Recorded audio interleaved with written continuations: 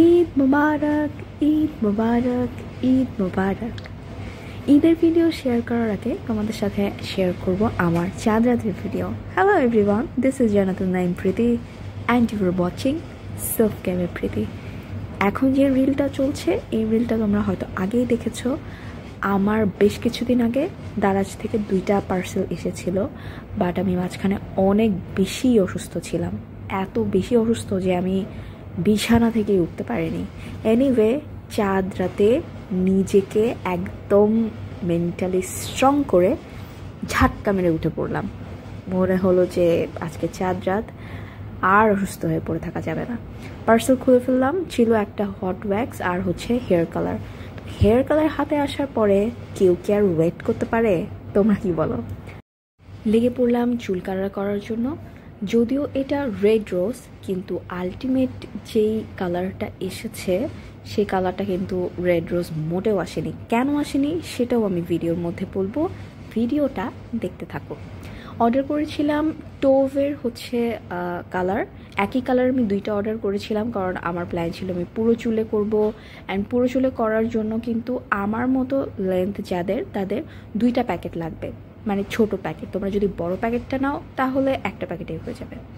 আমার চুলে নিচের দিকে হালকা হালকা একটু কালার ছিল, যেটা আমি অনেক আগে করেছিলাম। এনিওয়ে, ওইটা কোনো আসলে ইফেক্টই ফেলবে না। আমি চুলগুলো পার্টিশন করে নিচ্ছি এবং পার্ট করে এক এক করে আমি কালার অ্যাপ্লাই করব। কালার অ্যাপ্লাই করার জন্য আমি ব্রাশ নিয়েছি। এটা কোনো হেয়ার কালার অ্যাপ্লাই করার মতো ব্রাশ না, এটা আমারই পরিত্যক্ত একটা টুথব্রাশ। হ্যাঁ, তোমরা ঠিকই শুনেছ, টুথব্রাশ। আমার কাছে আর অন্য কোনো কিছু ছিল না দেখে আমি টুথব্রাশ নিয়েই ঝাঁপিয়ে পড়েছি। তোমরা তোমাদের কাছে যা কিছু আছে তাই নিয়ে ঝাঁপিয়ে পড়বে। এনিওয়ে, পার্ট করে আমি হেয়ার কালারটা অ্যাপ্লাই করে নিচ্ছি এবং এটাকে রাখার কথা। টোভের সব কালারগুলো কিন্তু 4-5 ঘন্টা রাখতে হয়, বাট ওই যে বলেছিলাম যে আমি অনেক বেশি অসুস্থ ছিলাম, আমি কোনোভাবেই চাচ্ছিলাম না যে আমি আরও বেশি অসুস্থ হয়ে যাই। আমি আধা ঘন্টা পরেই জাস্ট ধুয়ে ফেলছি।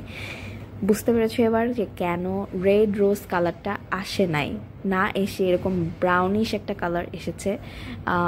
এটার একটা বিগ রিজন আমি জাস্ট আধা ঘন্টা রেখেছি সেজন্য।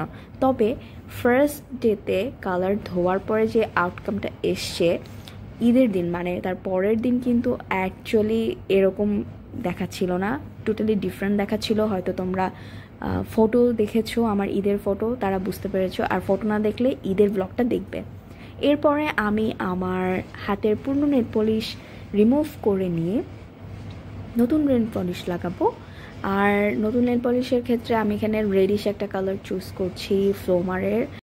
দেন হাতে একটু করে মেহেদি দিয়ে ঈদের প্রস্তুতি ডান।